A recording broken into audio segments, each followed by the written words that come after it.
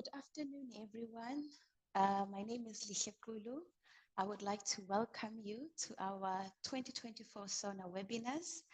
I am the Deputy Secretary General of SONA, and I just wanted to say we are very happy to be airing our very first webinar in 2024.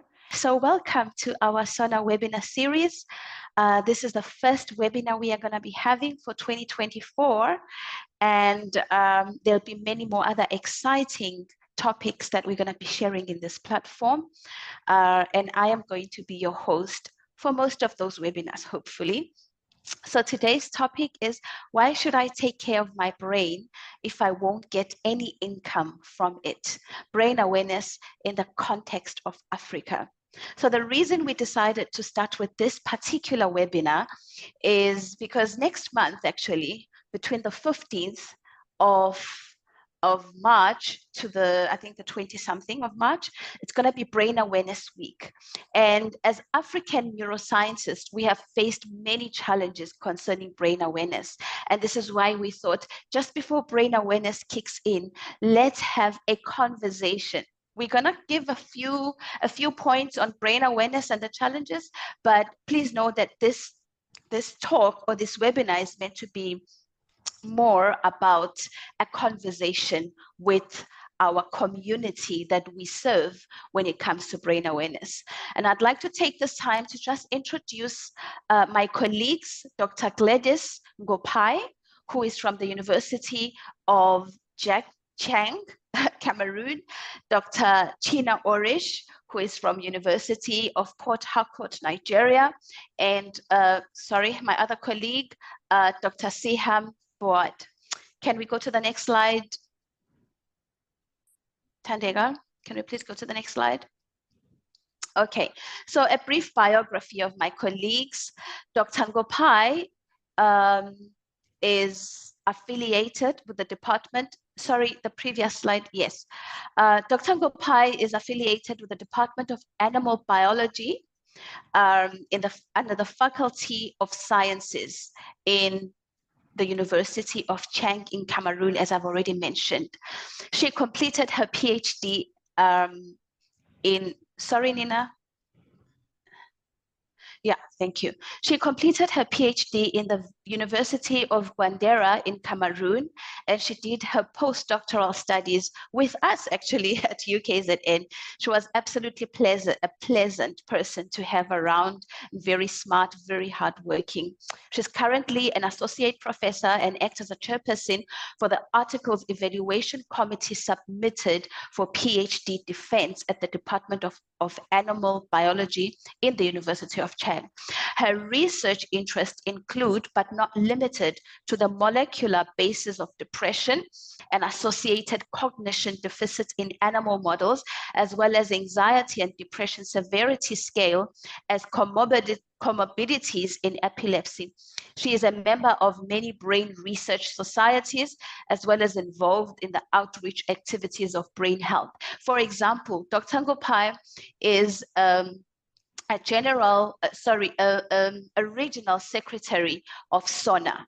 And my colleague Siham graduated from the University of Mohammed V in Rabat.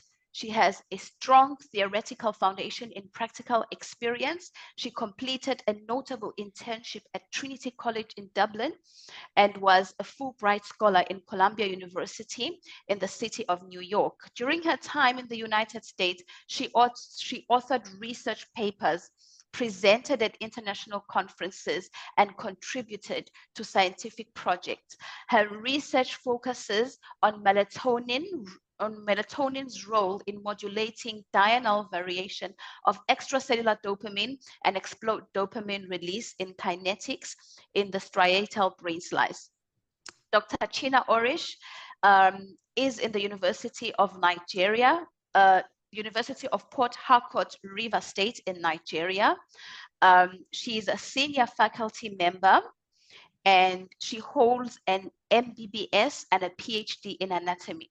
She completed her postdoctoral training at the US FDA National Center for Toxicological Research in Jefferson, Kansas, specializing in the division of neurotoxicology.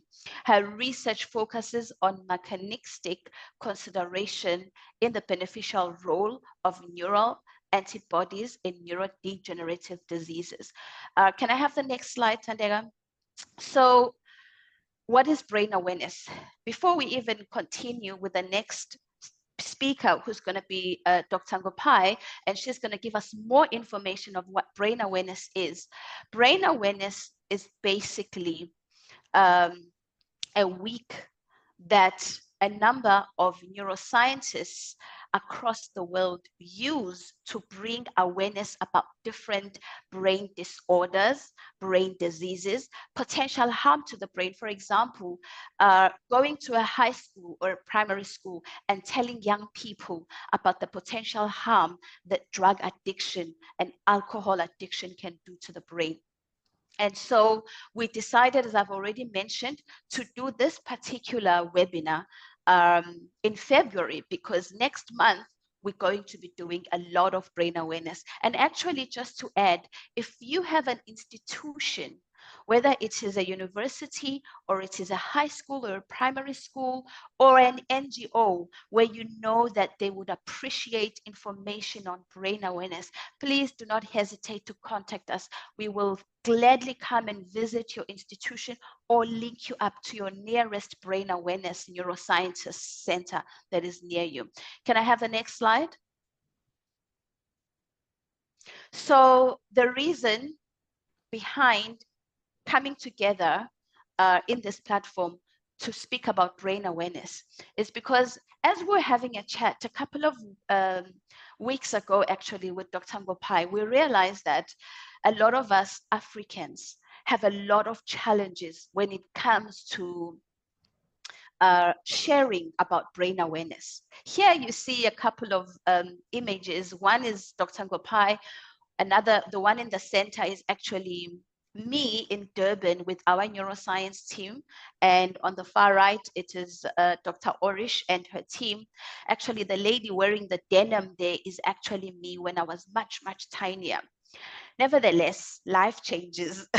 So basically, what we want to share today is what are the common challenges that we experience in the African context. Sometimes when you go to a school or you call the community to come and listen and share about brain awareness issues that are happening in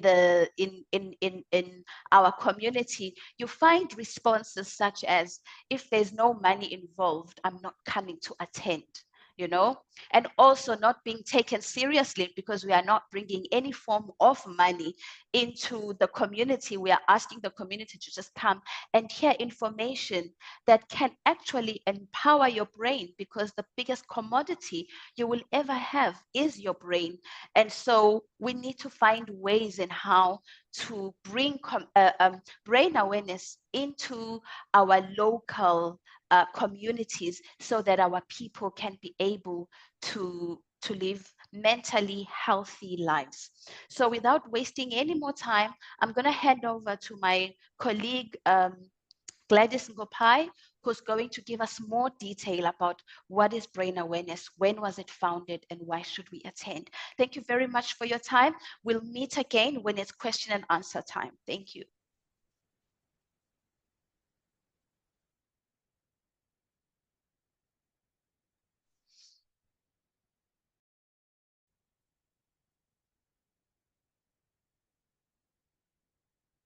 Hello, everyone. I hope everybody can hear me. Yes, we can. Okay. Hi, everyone. I'm Gladys Ngopai from the University of Chang, as Lishley previously mentioned. For commodity, you are going to allow me to stop the video while showing my slide with your permission. Thank you. So I have to talk about the brain awareness, origin and importance. So where does the brain awareness come from and its importance? So as far that we can go back in the history,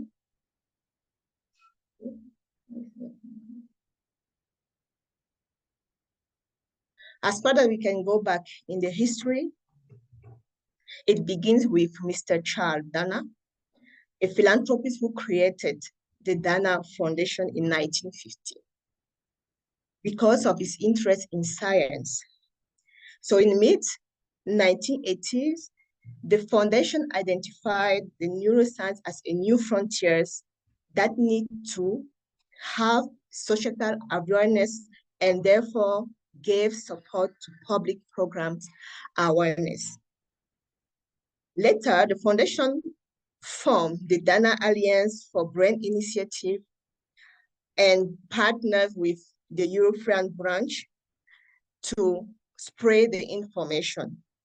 Finally, in 1996, the first Brain Awareness Week was organized to educate the population and increase interest in neuroscience topic.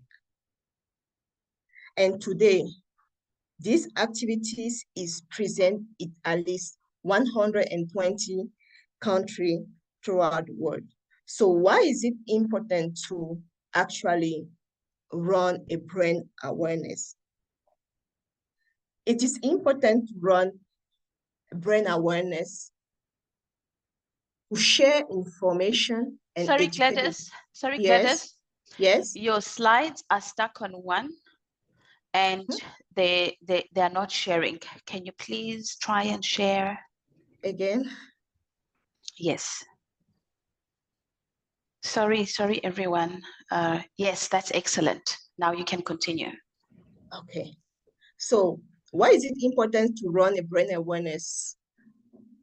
It is important to share information and educate the population about the brain and its impact in our daily lives, because we have seen that people actually use their brain, but they're not actually aware that the different functions that they do are actually related to the brain.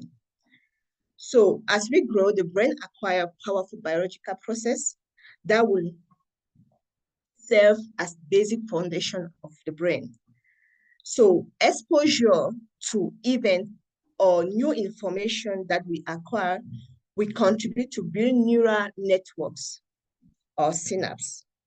And the repetition of this activity will actually strengthen these already existing networks and will help to adapt using, for instance, synaptic plasticity. So this activity actually happening in our brain support our ability to learn new information, adapt, and also through practice, protect our brain health. So it is important to educate the population about the different activity that can help them to enhance or increase and strengthen the synapse that actually underlie their behavior. So it is important to run brain awareness. Same issue is not moving forward. Yes. It is important to run brain awareness to spread information.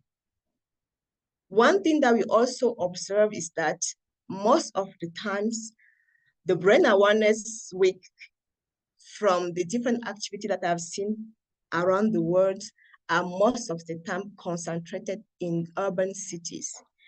Maybe because we have more tools available there to practice what we want to teach or educate the population, and rural areas are most of the time neglected.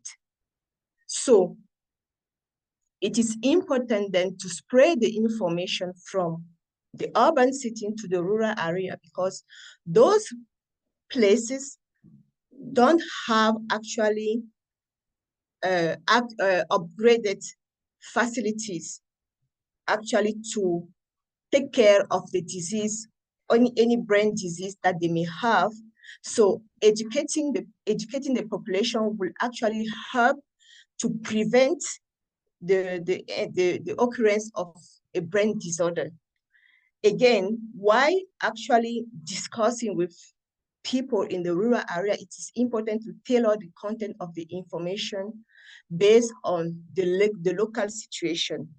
And by having those information, they will be able, if they are not able to go to the hospital, to prevent their brain hurt, either through practice that they have received through education, or they will be even able to notice the early sign of any brain dysfunction happening. Finally, brain awareness also solves its importance in seeding and nurture the interest of neuroscience in the youth. In our African context, the lack of early exposure to neuroscience has hindered the continent from its progression in terms of research and implementation. Remember, in our second slide, we say that repetitive exposure reinforces and strengthens neural connection. And running on news connection. So it is important to expose youth when they are still young, so that this exposure will contribute to recruit more youth in the field who have actually critical thinking, addressing brain hurt and disorder. All of this will contribute to narrow down the gap in neuroscience research in various brain disorders that actually are prevalent in the different regions of Africa or countries. However, running brain awareness is not a resting, flowing river. It meets some challenges. I will hand over to Dr. Siham, who will actually carry on with the challenges. Thank you. Thank you, Gladys. Yeah, I'll try to take over. If you can just stop sharing so I can share the screen. Thank you.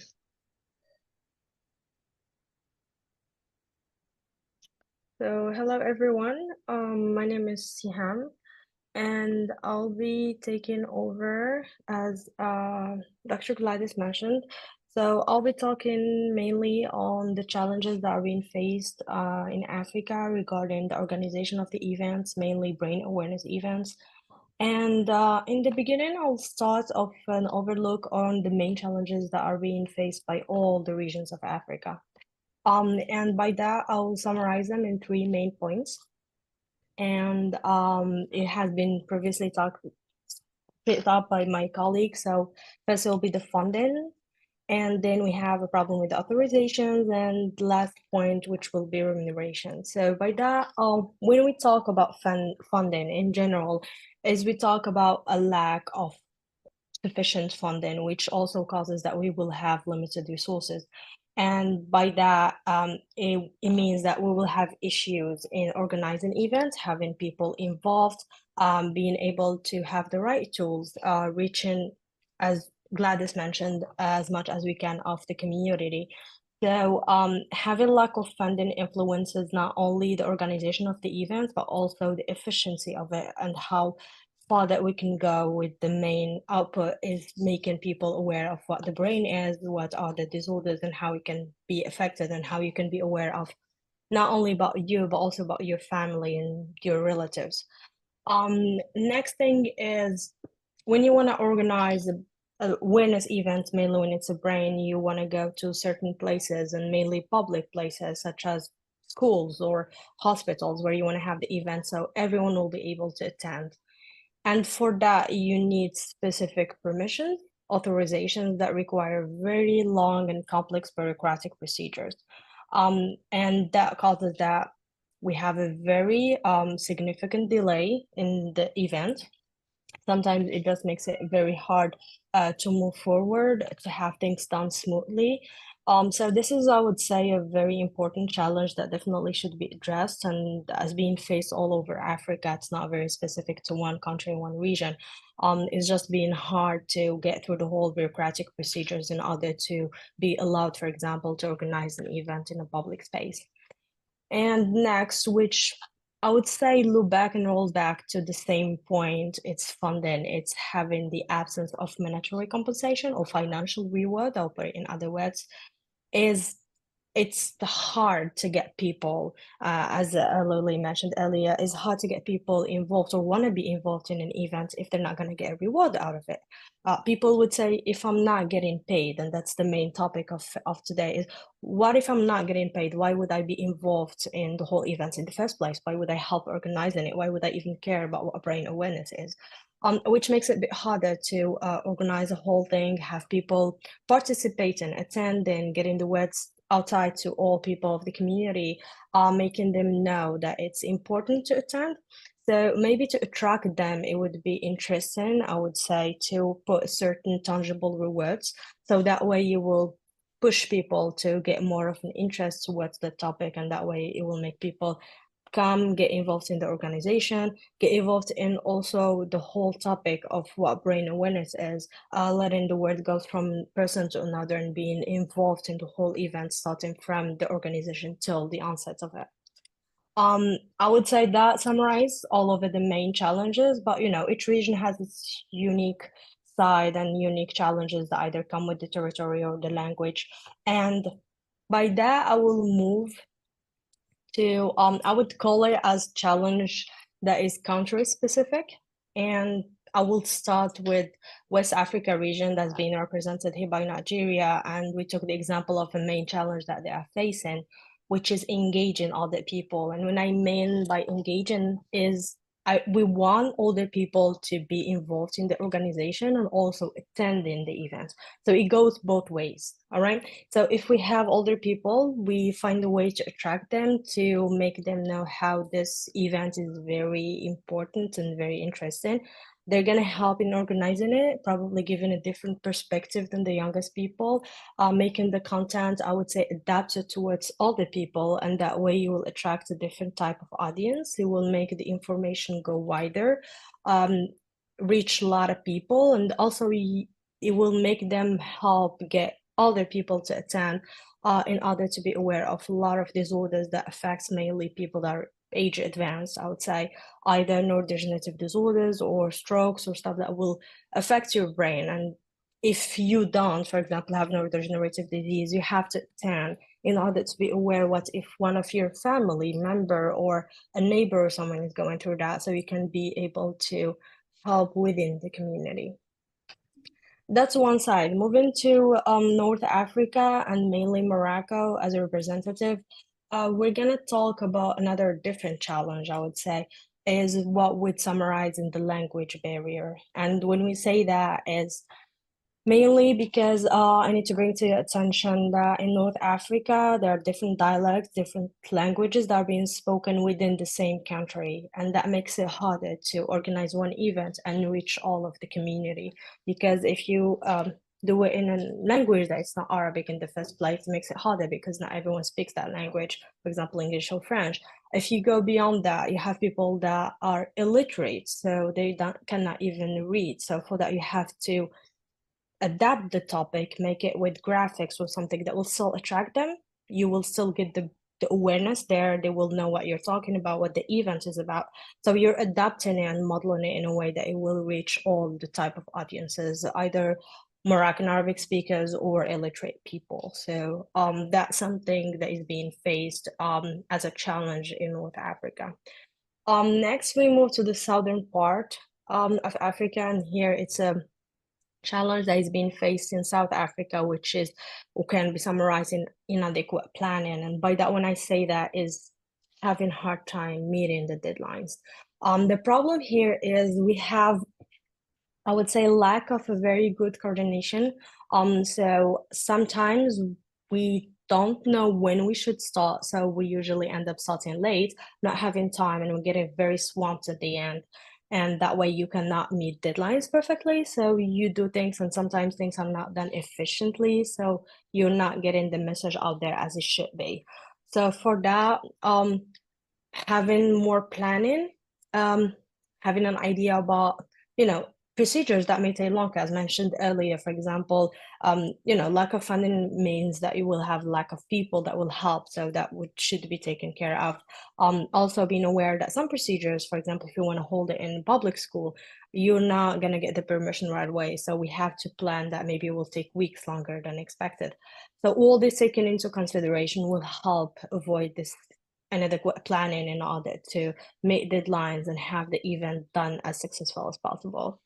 And last, I will summarize it with, or finish it with Central Africa. And here we'll talk about an example, which is Cameroon.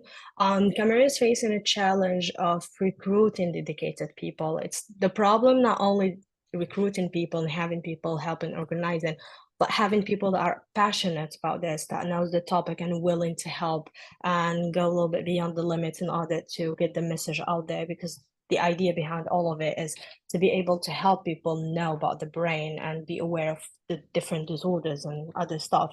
So if you have people that are dedicated and very passionate, and then you have the right tools given to them, it's just going to help get the message in a very nice way, a very successful way. And also it's going to help reach all the remote areas. So people will be able to give innovative ideas on new techniques or new tools to help get the message out there in the best shape of way. So I think that will be overlook of many challenges that are being faced, either of all Africa across of it or by region and country. So I think addressing some solutions will be a very good idea. And this is where I'll head it to my colleague, Dr. Chino. Thank you.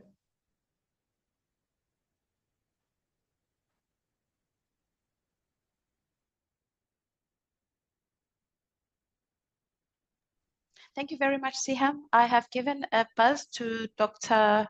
China. Yeah, All right. She is having a little bit of an issue. She says it's raining cats and dogs in Nigeria.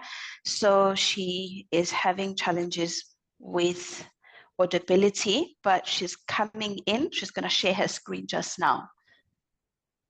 Please, to the audience, please start putting in questions on the Q&A chat box. We really would love to hear your questions, your suggestions. These challenges are not only to be fixed by us, but if you have any ideas that you would like to share on how best can we share brain awareness to our local community, to our schools, you know what, even to different hospitals, university students, how can we do this? Please put in your ideas and comments and questions on the chat box. Thank you so much, Dr. Orish. Please, the stage is yours.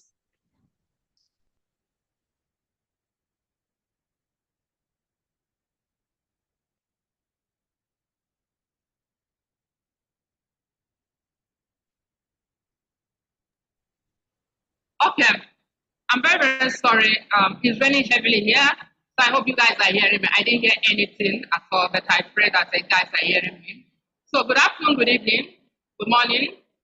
I'm going to address you on the topic I touched on, addressing challenges during brain awareness, strategies and solutions. I'm pretty sure my colleagues have taken on what is brain awareness, importance of brain awareness, and the challenges. So I'll take on the how to navigate through the challenges.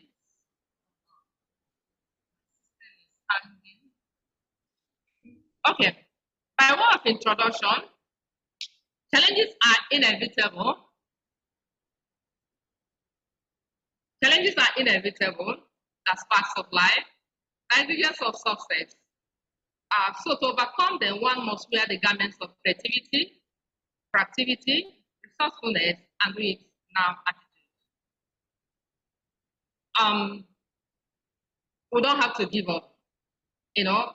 We must push forward to make sure that things work no matter the challenges we face.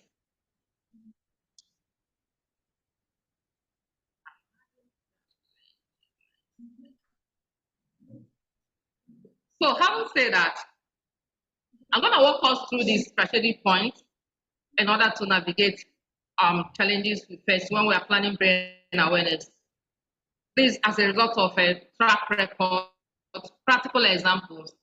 Actually, in University of Port Harcourt, we've organized brain awareness from 2016 till date, and it has been an exciting exercise. So this cartoon showcases us, you are gonna, carry out brain awareness seamless. So you see local support, in-kind donation, utilize free low-cost resources, post-social events, work with passionate youth, manage time effectively, collaborate with partners. So having said a challenge, as my colleague stated, my organizing brain awareness is that you need to set a realistic budget. Yeah, why do I say that? The cartoon you are seeing here is the brain awareness that took place, I think, 2020. The budget we had then was quite, fantastic budget, very realistic. It's not a realistic budget. We became flexible. We changed our budget, and we were able to carry this brain bee as part of our brain awareness, and it was quite a fantastic exercise and all that. Also, you can seek for local support. It mustn't be waiting for IBRO, waiting for SFN. Locally, individual can donate. You can meet some lecturers, they can generously donate. So having said that, in-kind donation is another strategic point. What do I mean by that? You can decide, it might not be the aspect of giving money, looking for funding, looking for cash to buy things. Somebody might just get up and say, okay, I'm a designer. I want to design a flyer for this brain awareness. Somebody might have something like projector. Okay, I'm going to bring my projector, use it to do brain awareness. These are the things. And when we synergically come together and put them together, of course, we'll have a fantastic brain awareness without any challenge. Then collaboration is another important point. What do I mean by that? There are some institutions, some hospitals that I like to collaborate with you. They can give you, free space, donate some stuff and all that. According to Helen Keller, it says anyone can do so little, together we can do so much. So when we come together, the power of synergic effect, cannot be, is something that is said individually. As an individual, we are one drop. Together, we are people can collaborate with universities. You can collaborate some churches. Some of them are willing to come to hear what the news you have for brain awareness, the news you have with respect to, the brain, because, sometimes their ears are itching, waiting to hear this. They need to know the importance of the brain, how the brain functions, the disease of the brain, and how to even take care of their brain. We can utilize free or low-cost spaces. Yeah, in the course of our brain awareness, we were able to carry some outreaches, using a venue that we didn't pay for. Like you see in the cartoon here, this is a brain awareness that took place in a church. When we were organizing this, we met some, I think we met, that time we planned for this brain awareness. We went to a kind of a maternity. They didn't, it's like they were so skeptical about that. We're like, brain awareness, what do people have for us? Come and see us. They were looking for money, thinking that we got funds. So we quickly met the church and they gave us a space. It was just free one, and we carried out the brain awareness, and they really impacted the members of the church. Also, this one was done in the market, by the Youth Neuroscience Association. They carried the brain awareness in the market, and it didn't cost anything. It was just free. Just go to the market and they carry out and spread the news. Then another point is that you can host virtual program. It doesn't take anything, and we know that this time around with a free Zoom, you can just organize brain awareness, and interestingly, it broadens your audience reach because it has a wider visibility. It reached a lot of people. You know, this brain awareness was carried out by the Youth Neuroscience Association, the youth members, and that was last year. And also the youth members in Anambra State also had the virtual brain awareness, and the speaker was Dr. Agnes Makama, one of the lecturers. So, in order to navigate the challenges of funding or venue, you can host virtual program that will not cost in really, appreciated about this brain awareness. Like, you need to work with a passionate, like-minded youth. These are driving forces. You can see in this cartoon, I stated, surround yourself with passionate folks. Their contagious enthusiasm, fervor, and brilliance will ignite a spark in you. The brilliance lights up the darkest of the night, and even the most challenging tasks become joyful adventures. You know, these are powerful people, and you can agree with me, especially in my country, Nigeria. It's quite, I would say, things are working out fine. I'm talking ironically. You know, in a situation where a lecturer is, burdened with much work, you don't even have the time, you have a lot of things. As a mother, you're thinking about the children, thinking about the school fees. You have a lots of workload. You're gonna match this, talk about their, research and all that. We are not free. We don't have that time. So, but when you grab these young folks, they are there for you. They are very passionate. They are loaded with lots of potential. So this is a brain awareness work that took place last year by BWI, founded by Professor Amadi Ehunwa.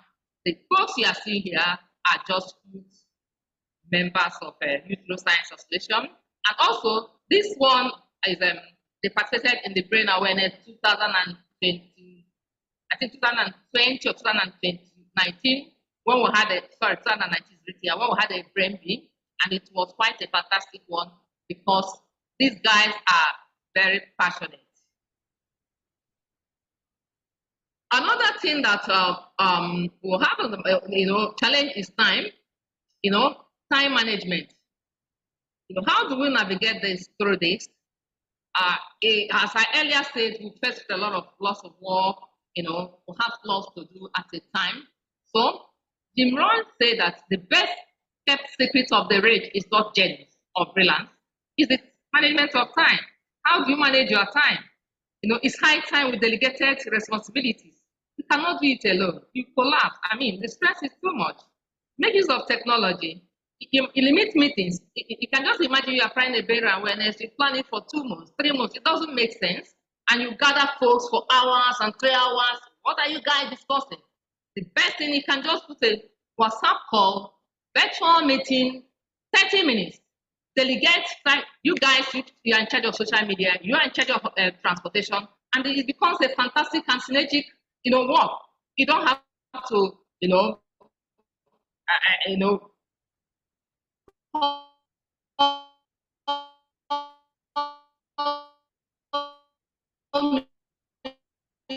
things, weeks after weeks and months after months, meet the time we spend when we are for crowd.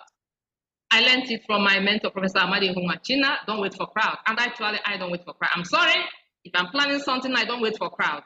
And sometimes also be aware and be very, very sensitive. The kind of committee you form, you design or you create when you are organizing a brain awareness. I must tell you gospel truth, I don't want to buy tongues. Committee can make you to commit crisis. Just pick the folks that are passionate, the folks that that are like-minded, not toxic people. And you run the brain awareness without wasting time. Don't wait for crowd. Don't wait for crowd. This idea of you gather for a meeting and the crowd has not come and all that, you're not going to achieve anything. I'm sorry if I'm talking like that. Don't wait for crowd. Someone said that, I want to wrap up by saying that the brain is the most precious asset. Investing in its understanding and care through brain awareness is invaluable. Hence, there's a call to action for communities worldwide. Prioritize brain health and support initiatives that promote not hinder us as we take actions to implement all these strategic points I've mentioned. Thank you. Thank you very much, Dr. Orish. That was amazing. Okay, can you hear me? China? Yes, we can. Tina, Oh, I don't know. yeah? Tina, I just wanted to stop sharing, but it's okay. Okay, Yeah. thank you. Yeah. Okay, thank you so much. We didn't hear the rain. We didn't hear any of the things you were worried about. Thank you for sharing so well.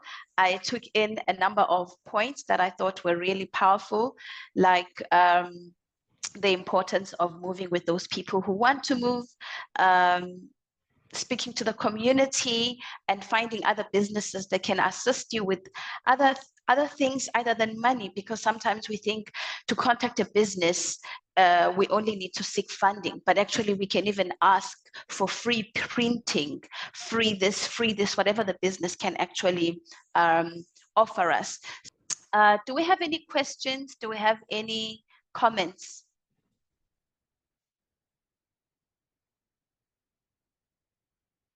Professor Amadi, are you still in the webinar? I was wondering if you could tell the audience about your amazing organization, the Brain Wellness Initiative. Since there are no questions and we have 7 minutes left, I don't know if you can take the time and just share a little bit on BWI, and maybe we can have some of the people in our audience joining BWI and just knowing some of the amazing things that you are doing. Thanks, Dr. Lingley. Thanks for asking me to speak about BWI. I think we have a website and so on. But just before I say some things on BWI, I just want to encourage people. I've heard people say, oh, I don't have time, I don't have time. I don't have time, I don't have time. You have to make out time if you want to make an impact in people's life, especially in this area of the brain. We as neuroscientists, we have to make out the time for our people. Nobody is going to come and do it from outside the continent. My experience is always the fact that I go to a place and people are telling me they don't have time. And I said, do you think I have time? I don't. There's so much we need to do in creating brain awareness in the African continent. And every one of us who is a neuroscientist has time. And we need to make that time out and speak to our people at different levels. They are ready to listen to you. I can assure you, people are ready to listen to what you want to say about the brain. So there's no holy areas that we can't go in. We have the whole place. Is it faith environment? Is it in the open place? Is it in the institutional domain? We have them to use to talk about the brain. And we should, as much as possible, do that every time. And so that part of this webinar, for me, is very important, that people must stop saying we don't have time. They must make out the time to impact the community, to impact our people. Having said that, BWI and the Brain Wellness Initiative, I came up with that when I saw gap in the area of foundations that speak to the brain research, wellness, mental health on the African continent. We are very, very few on the continent. You go outside the continent, you go to the Northern Hemisphere, virtually, if you even follow the granting system, you will see several foundations speaking to brain matters at different areas. We don't have time. And I told myself, I need to start this. I need to start this. Starting is not always easy, but we need to start it. And once you start that, I mean, some people think I have so much money. I don't have money, you know. But some people think, oh, Prof has so much money. No, I'm using the knowledge I have to present that to wherever I find myself. You'll be so amazed. CEOs, top executives, once you say brain matters around them, they will just turn to you because it affects both the high and the low, the big and the small, the knowledgeable and the knowledgeable. That's why I also speak about neurolinguistics, language, bringing our language into the matters of the brain. So BWI wants to drive that across the continent. You know, every part of the continent needs to have encounters with brain matters at different levels. I would like to stop there. Thank you. Thank you so much, Prof. And I really like the point you raised about the importance of making time for our own people. A lot of times we think that our answers with African problems are outside of Africa. And until we realize that the solution for all the African problems are in Africa with Africans, then our continent will change.